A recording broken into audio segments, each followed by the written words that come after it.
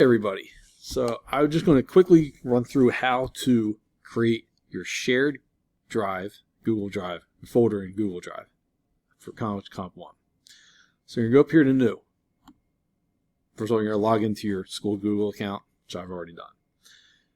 Hit Folder. Call it your last name, so in my case Ward-CC1. Hit Create. It's now created. So I'm going to click on this. And all I'm doing is, can't see what I'm doing, I'm right clicking, and you're going to get share. I think I could also open it. So if I open it this way too, I can click on this thing, it'll drop down and say share. Then I'm not actually going to do this because I don't want to share it with myself, it'd be weird. But you type in my email address, hit done, and it's shared. Once you have that, you can get a shareable link for it.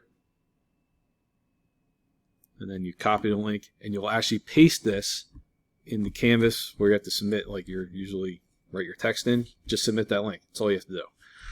So if you have any questions, email me, let me know. But that's all there is to this. Wardy out.